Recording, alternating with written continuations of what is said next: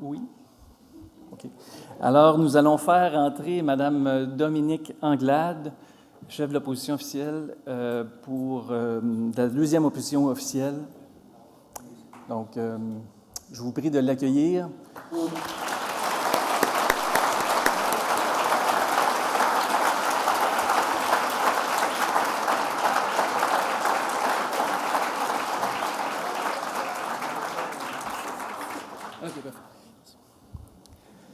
Alors, je vais présenter Mme Anglade. Donc, notre première invitée a commencé sa carrière professionnelle en 1996 à titre d'ingénieure chez Procter & Gamble. Elle a également développé une expertise reconnue dans le domaine des transformations majeures d'organisation lors de son passage chez la firme McKinsey de 2005 à 2012. Entre 2012 et 2015, elle occupe la fonction de présidente directrice générale de Montréal International, organisation responsable de l'attraction des investissements étrangers, des organisations internationales et des talents stratégiques dans le Grand Montréal. Élue pour la première fois le 9 novembre 2015 dans Saint-Henri-Sainte-Anne, elle a été ministre de l'Économie, de la Science et de l'Innovation et ministre responsable de la stratégie numérique depuis janvier 2016 à octobre 2018. Et vice-première ministre, de octobre 2017 à octobre 2018. Réélue députée libérale de Saint-Henri-Sainte-Anne en octobre 2018, elle devient chef du Parti libéral du Québec le 11 mai 2020. Et elle est également porte-parole de l'opposition officielle, responsable de la Charte des régions. Mesdames, Messieurs, veuillez accueillir la chef du Parti libéral, Mme Dominique Anglade.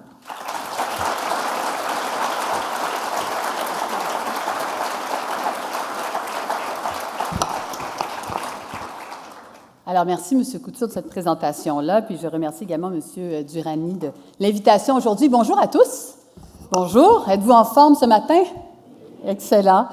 Très contente d'être parmi vous aujourd'hui. Et je suis contente aussi qu'on m'a présenté, on a parlé un peu de l'avant la politique, parce que je pense que c'est important de le mentionner. J'ai travaillé 20 ans dans le secteur privé avant de décider de faire le saut en politique.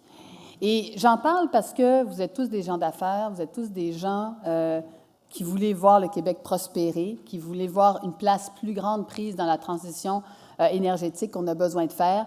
Puis ça, s'il y a une chose que j'ai compris dans les 20 ans que j'ai fait avant de me lancer en politique, c'est la notion de prévisibilité. C'est la nécessité pour n'importe quelle société de pouvoir anticiper ce qui s'en vient, puis de pouvoir encadrer, puis de donner les bonnes balises. Puis quand tu arrives au gouvernement, tu te rends compte à quel point c'est important de pouvoir encadrer ce genre de décisions, ce genre de propositions qui sont faites dans le milieu des affaires et d'assurer une prévisibilité. Quand j'étais chez Montréal International, j'ai rencontré je ne sais pas combien d'investisseurs à l'extérieur, puis ils me disaient tout le temps, est-ce qu'on va s'assurer à long terme de savoir ce que va faire le Québec? Et ça, c'est un enjeu qui est pour moi primordial. Contente d'être avec vous aujourd'hui. J'ai rencontré plusieurs d'entre vous parce qu'il y a énormément d'entreprises ici qui jouent un rôle fondamental dans la transformation de notre économie. Pour les nommer quelques-uns, je pense à Kruger Énergie, je pense à Énergir, je pense évidemment à Hydro-Québec, à LM Wind, à Boralex, Marmen, que j'ai pu rencontrer hier, Enerkem, Greenfield, plusieurs acteurs qui sont aujourd'hui présents. Le monde change. Il y a de grandes transformations qui se jouent, puis ce n'est pas à vous que je vais l'expliquer. Chaque génération a eu son défi. Notre génération, le 21e siècle, c'est la lutte au changement climatique. C'est le défi du 21e siècle. Encore une fois, cette fin de semaine, on l'a vu avec des tornades qui ont eu lieu au Québec, aussi avec des canicules, aussi avec des feux de forêt ou des inondations. L'enjeu des changements climatiques, ce n'est pas quelque chose qui est un enjeu parmi tant d'autres, c'est l'enjeu du 21e siècle. Et on a la chance ici, au Québec, de pouvoir le mettre au sommet de nos priorités. Et pour que les choses changent vraiment, il faut que cette lutte au changement climatique devienne la priorité de la première ministre, du premier ministre. C'est ça qu'il faut qu'il arrive pour que ce soit décliné dans les différentes sections. Mais sans geste fort, concret, immédiat, on va avoir des enjeux.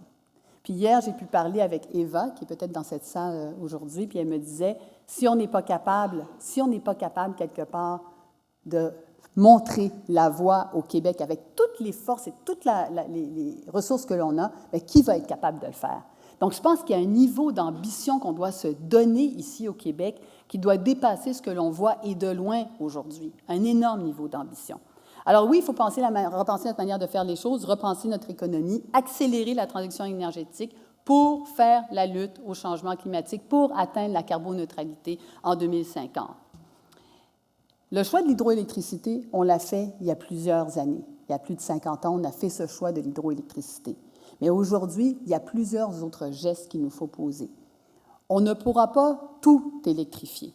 55 de ce que l'on consomme au Québec, ce sont des hydrocarbures. À un moment donné, oui, il va falloir qu'on électrifie. Ça veut dire plus d'éolien, ça veut dire plus de stockage, ça veut dire plus de solaire, ça veut dire également de la biomasse, ça veut aussi dire de l'hydrogène vert. Ça veut dire tout ça qu'il va falloir qu'on soit capable de combiner. On n'aura pas le choix de faire ces gestes forts-là pour y arriver. Et notre énergie renouvelable, c'est une source de richesse qui est énorme et sur laquelle on doit tabler encore plus. Certains procédés industriels ont besoin d'autres solutions que l'électricité pour être décarbonés. Et comme je disais tout à l'heure, l'électricité peut être un choix difficile si c'est pour être transporté ou stocké. On ne voit pas le jour encore où on va avoir des bateaux puis des avions qui vont être propulsés par l'électricité. C'est pour ça qu'il existe une solution. C'est pour ça que l'hydrogène vert répond quelque part à ces besoins-là. Et parce que l'hydrogène, quand on le brûle, bien, il émet de la vapeur d'eau, parce que l'hydrogène peut être transformé pour être transporté, c'est une source énorme de potentiel. Et le monde se transforme à l'extérieur. Ce qu'on voit en France, ce qu'on voit en Allemagne, les investissements qui sont faits sont significatifs. On parle de 15 000 milliards de dollars d'investis. Ce qu'on veut faire, alors je regarde le minuteur parce qu'ils m'ont bien dit on devait parler 5 minutes, mais ils m'ont donné quelques minutes de grâce. J'en suis contente, merci beaucoup. Mais ce qu'on veut faire, c'est un véritable projet de société. Un projet de société qui s'appelle ECO. Un projet de société dans lequel, en haut, on dit qu'on va lutter contre les changements climatiques, qui est l'objectif ultime. On va s'assurer de développer au maximum la filière de l'eau, de l'électricité. L'électricité avec toutes les technologies que vous faites présentement, que ce soit encore une fois l'éolien, le solaire, toutes les technologies qui soient là-dedans. Il va falloir aussi qu'on se regarde dans le blanc des yeux et qu'on se dise, là, on va faire un énorme chantier d'économie d'énergie. On consomme énormément au Québec. Puis l'économie d'énergie, pour être crédible sur le développement du potentiel énergétique au Québec, il faut qu'on soit capable d'aller transformer les pertes que l'on a en réel gain d'électricité pour les Québécois et faire en sorte qu'on soit capable aussi de libérer cette énergie-là pour transformer notre économie. Et puis, évidemment, il y a le volet de l'hydrogène vert. Éco, c'est le passage vers qui n'est plus dépendant du pétrole. C'est de reconnaître la nécessité d'atteindre la carboneutralité en 2050. Le projet Éco, c'est rester fidèle à une tradition de pionnier qu'on a au Québec. C'est un potentiel extraordinaire de développement. Je parlais de l'hydrogène vert tout à l'heure, puis tout de suite, là, j'ai fait une blague avant de venir. Il y en a qui m'ont parlé de la nationalisation puis de ce qu'on veut dire par la nationalisation. Puis je vois des sourires ici qui me regardent. La nationalisation pour l'hydrogène vert, ce que ça veut dire, là, c'est qu'on veut s'assurer qu'il y ait un approvisionnement régulier. Ça ne veut pas dire qu'on ne veut pas d'entreprises privées. Au contraire, les entreprises privées auront un énorme rôle à jouer. Mais le gouvernement du Québec aussi doit jouer un énorme rôle dans cette transition-là. Et c'est de ça dont on parle. On ne peut pas parler de la nationalisation comme on en parlait avec l'hydroélectricité à l'époque où tout était déjà privatisé puis on nationalisait. Là, on est dans les débuts de l'hydrogène vert, mais on veut s'assurer de jouer un rôle plein et entier là-dedans. Mais le secteur privé aura un énorme rôle à jouer.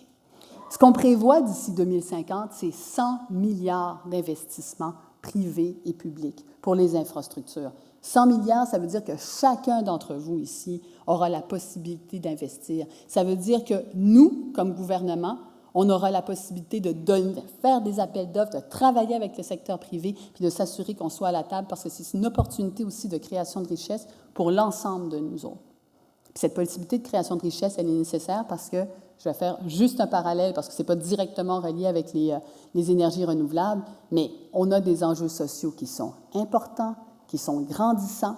Puis cette création de richesse, on en a besoin pour aller payer justement régler nos enjeux sociaux. Et ça, c'est la voie royale. En fait, lorsqu'on parle du projet ECO, ce que c'est la réponse québécoise à un enjeu qui est planétaire. Le Québec a la capacité d'être un phare pour le reste du monde. On a la capacité de montrer la voie de ce que c'est que lutter véritablement pour les changements climatiques avec nos propres moyens et d'y parvenir. Mais pour ça, il faut qu'on soit dans le peloton de tête. Pour ça, il faut qu'on se donne les moyens de réussir. Puis ça, encore une fois, ça veut dire avoir la lutte au changement climatique avec le premier ministre, la première ministre, qui récupère ça comme responsabilité. Parce qu'au bout du compte, ça va toucher l'énergie, ça va toucher l'économie, ça va toucher l'immigration, ça va toucher toutes les questions qui ont lieu avec les enjeux de transport, mais il faut vraiment réfléchir de manière concertée pour y arriver. Alors, je pourrais vous en parler pendant... Là, je vois le minuteur qui est au rouge présentement, donc je pourrais vous en parler encore longtemps. Ce que j'ai préféré faire, c'est vous présenter une vidéo et pouvoir répondre à vos questions par la suite. Je sais que Gabriel va revenir à l'avant pour pouvoir répondre à vos questions sur tous ces enjeux. Mais encore une fois, pour moi, le Parti libéral du Québec, ouvert à faire affaire avec toutes les personnes qui sont ici autour de la table. Puis j'espère qu'avec les personnes que nous avons autour de la table, on va se multiplier par 2, par 3, par 4, par 5, parce que le Québec, encore une fois, peut être un phare pour le reste du monde. Merci beaucoup.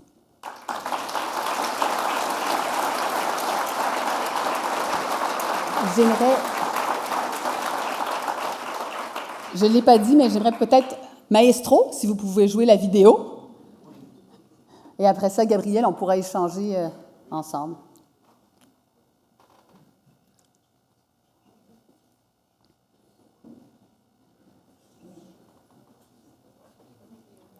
Alors, la vidéo.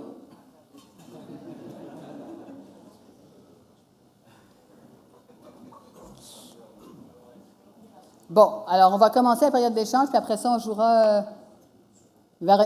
on commence la période d'échange, on me dit oui, on commence la période d'échange, puis après ça, on jouera la vidéo, alors. D'accord. Alors, un petit ennui de vidéo, Madame Anglade, mais ça arrive aux meilleurs d'entre nous. Là. On vient de passer à travers 2 ans de pandémie à se dire qu'on ne s'entendait pas puis que tu parlais sur mute. Donc, on a un moment comme ça. Non, c'est parfait. C'est ça. C'est comme dans le bon vieux temps. Ça fait 2 ans qu'on fait ça, donc ça nous met en confiance. Premièrement, merci beaucoup d'avoir pris le temps de venir. On sait que vous avez un agenda extrêmement chargé. Merci de venir nous faire part c'est un plaisir. Puis des positions que vous avez là, par rapport à l'énergie. Je pense que c'est extrêmement structuré. Là, on l'a bien entendu. C'est sûr que les questions qu'on a préparées, comme vous pouvez imaginer, ne porteront pas sur la culture des brocolis, mais bien entendu sur l'énergie renouvelable. Oui.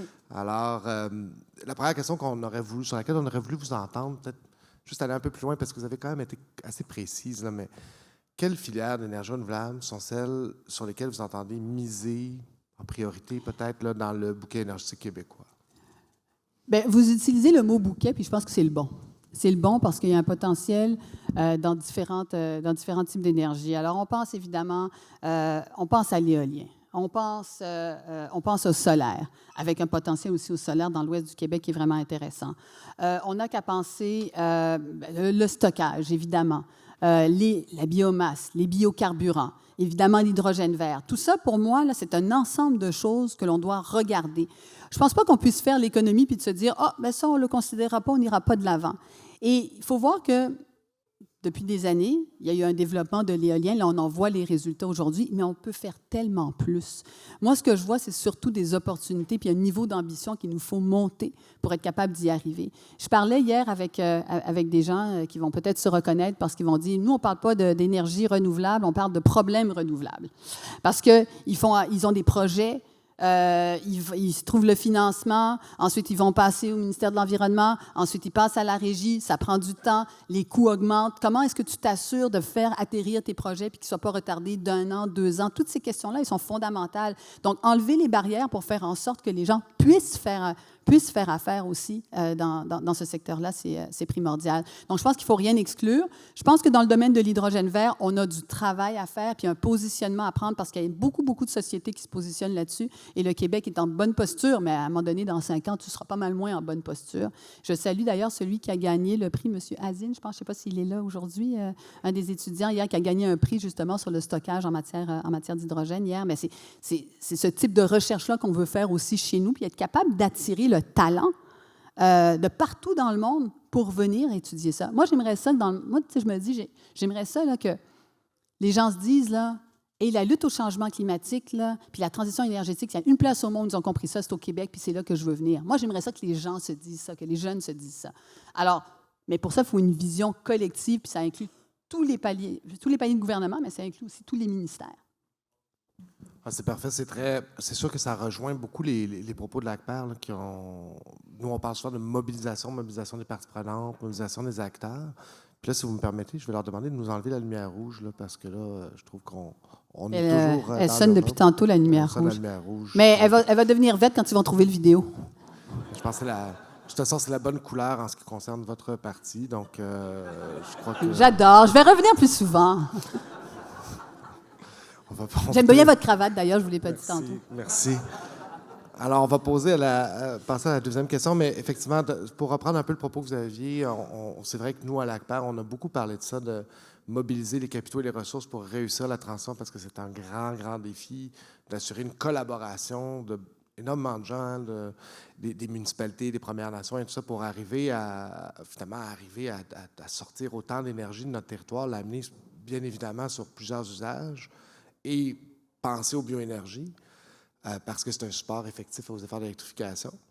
Et ça m'amène donc sur une autre question qui est, je crois, très importante pour les gens dans la salle, qui est selon vous, là, et selon le Parti libéral, en fait, quel rôle a la production indépendante d'énergie renouvelable? Quel est son rôle dans la transition énergétique québécoise qui est en train de se dérouler? Là? Puis quand on dit indépendant, ça veut dire privé, du secteur privé? Grosso modo? En ce moment, quand on parle de production indépendante, on parle bien entendu des joueurs privés que vous voyez dans la salle, qui sont souvent en partenariat. Avec les communautés? Oui. Maintenant, c'est quasi systématique, étant donné les conditions d'appel d'offres qui sont mises en place au Québec, qu'on soit en partenariat avec des communautés autochtones et des municipalités.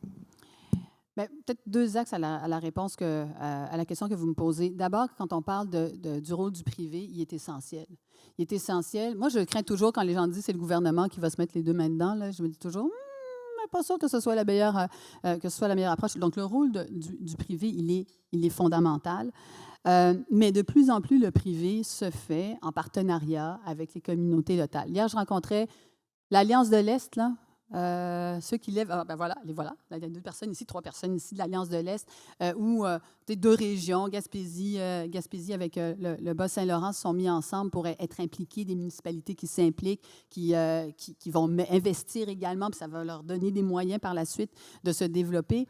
Moi, je pense qu'il y a des modèles qui sont hyper intéressants qu'on développe. Nos Premières Nations, comment on les implique, comment nous, dès le départ, le projet Appuit, on l'avait mis de l'avant parce que justement, c'est le développement de nos collectivités. On a besoin d'aller dans cette direction-là. Quand on parle de développement économique, pour moi, c'est évidemment toute la question de la lutte au changement climatique, l'économie, mais tu ne peux pas dissocier ça complètement associé, évidemment, à l'environnement, mais au social. Puis le social, ce sont nos communautés qui s'impliquent, le développement de nos régions, leur participation pleine et active dans ces changements-là. Et la beauté de ce que l'on a dans nos énergies renouvelables, c'est que chaque région a un potentiel de développement. Chaque région peut y participer. Puis s'il y a des municipalités qui veulent s'engager, elles peuvent le faire. Il faut juste qu'on se donne les moyens d'y arriver. Et je pense que c'est la méthode. Cette méthode-là, on devrait l'exporter. Alors, Alliance de l'Est, là, vous devriez regarder à exporter votre modèle peut-être ailleurs, dans d'autres régions du Québec ou ailleurs même. Mais c'est ce genre de modèle-là qui peut être extrêmement pertinent aussi. Bien entendu, ça m'amène sur la troisième question, parce que là, on est passé, vous savez, du rôle du privé. Là, je crois que vous avez bien décrit dans votre introduction puis dans la question précédente, là, justement, le rôle du privé. Puis, d'arriver sur cette notion, justement, de la participation des municipalités, des Premières Nations au déploiement des nouveaux actifs et le rôle que vous envisagez pour ces communautés-là, alors que vous avez cité les chiffres. On parle de dizaines de milliards de dollars à déployer. Et donc, comment on envisage le rôle de nos municipalités, les Premières Nations du Québec, dans le déploiement de ces actifs-là, car bien souvent, elles sont les communautés d'accueil. Et donc, quand vous l'envisagez. Mais je pense que même d'un point de vue les financiers, les gens qui financent les projets, là, ils vont vous poser la question, c'est quoi l'acceptabilité sociale? Qui sont les personnes qui sont engagées sur votre territoire? Comment est-ce que ça rejoint? De plus en plus, c'est vers ça que le monde financier tend. Alors, par définition, si tu veux être à l'avant-garde, il faut que tu tisses ces liens-là. Puis je pense que les sociétés, le privé est très conscient de ça.